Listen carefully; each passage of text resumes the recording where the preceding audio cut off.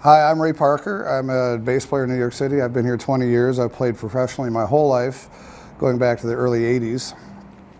And I'm here to talk about Alexander technique a little bit. I had found myself at a certain point with tendinitis so bad I could only play a couple hours a week.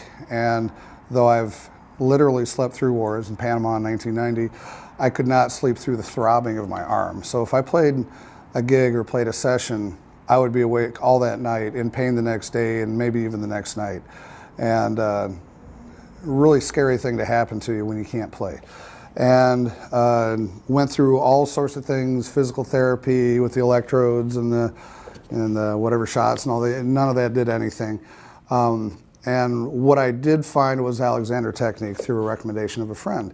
And I kind of knew what some of my problems were and had been trying to solve them already. So Alexander technique, for me, brought that all together in an instant. Checked out a couple of books, found a good teacher that worked a lot with musicians, and solved my problems in about 3 weeks. That is not a normal trajectory, but I was just well prepared for the Alexander technique lessons when I got into it. So Alexander technique is, in its fundamental, a study of how you use your body. It's also a reintegration of mind and body. The next place it can take you is the same place that yoga purports to take you, and other things you've heard of musicians being in the zone and so forth.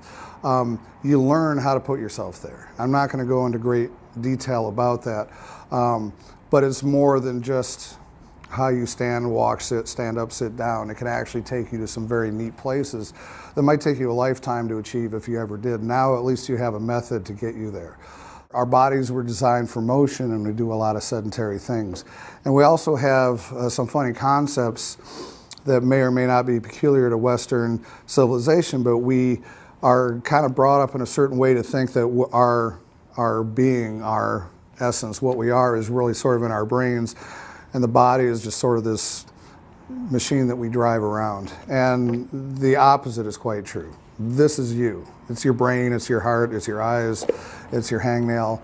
This is all you. And so Alexander teaching goes a lot to bring all that back together. The only way to really learn Alexander technique right is to find an Alexander teacher. And if you can find one that specializes in musicians, if you're a musician watching this, so you probably are, that will actually help speed things along a little bit. Some advice I would give you on learning Alexander technique is that there are two main ways to teach it. One is metaphysical and the other is biomechanical.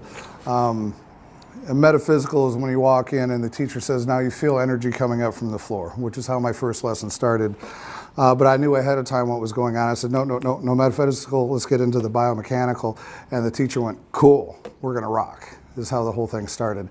And I think the metaphysical way of showing it is not in the spirit of really of Alexander at all, what he was trying to solve.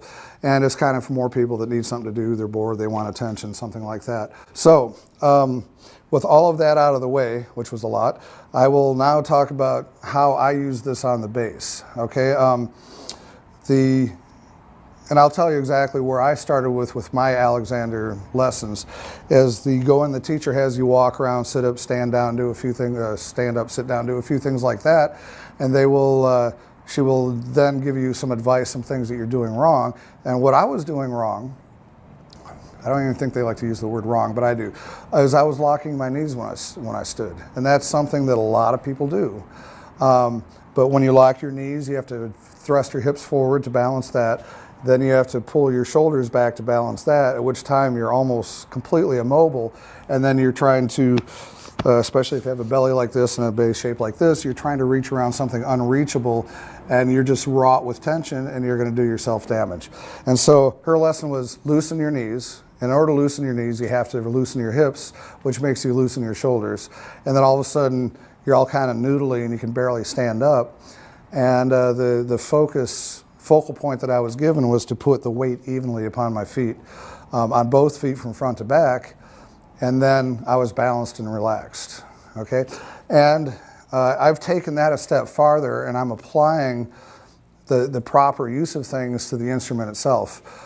The way bass is generally taught, I don't agree with, and I think you're throwing away great opportunity of some weight and inertia that you have available to help you play the bass. The bass is bigger than you. This isn't normal for most instruments. The bass, no matter if you're 6'4", the bass is still bigger than you. So if you can use some Alexander/judo to play this instrument, you're only going to benefit. And so in the extreme case of the Francois Rebath method of playing bass, they play with a bent-in pin. The bass comes way up. It's balanced like a cello, and all the weight is directly over the floor, and the bass is very light in your hands, which is nice, I suppose. But in my way of thinking, you've thrown away all the weight of the bass that you could use. Another standard way of playing is to plant your feet and put the bass on you in such a way that it's balanced and it might slowly fall backwards, is the way it's generally taught, which is usually putting weight on your thumb, which is going counter to everything you're trying to do, including holding the bass up and pressing the strings down, which is going that way, and so forth. And then the other way is sitting, which is quite similar to the Rebath thing in the end. But what I do is I hold the bass so that if I let go of it, I hit the mic again. That if I let go of it, it falls forward. And that way I actually have the weight of the instrument helping me press down the string. And in fact, I can play using just the weight of the instrument and absolutely no squeezing at all in the left hand. Just use it. In fact, I'm kind of hanging on to I'm exaggerating, but I'm hanging on to the bass with the other hand so it actually doesn't fall out of my hand right now. This same weight also applies to this hand, whether you're playing bow or whether you're playing pizzicato. You can use the weight of this instrument, so I can actually play this at quite a loud volume using neither thumb, okay? And so what that means is I'm not using muscles and squeezing and all the things that really hamper you playing the bass. I'm not doing any of that now. I'm using the weight of the bass to hold it up, and also as a result, it's helping me stand up. I'm not deadlifting any weight, anything like that. And this also allows you to play a pretty strong, loud sound all night with not a whole lot of effort. The thing about playing bass, especially jazz bass, is when you play, if you play a 4-hour gig, you're playing pretty much the entire 4-hour gig. Or if you have a double header, you're playing for 8 hours. You're standing there and producing a sound for 8 hours. And that's when this will really start to help. So I can play as loud as I can play. I'll give a little example.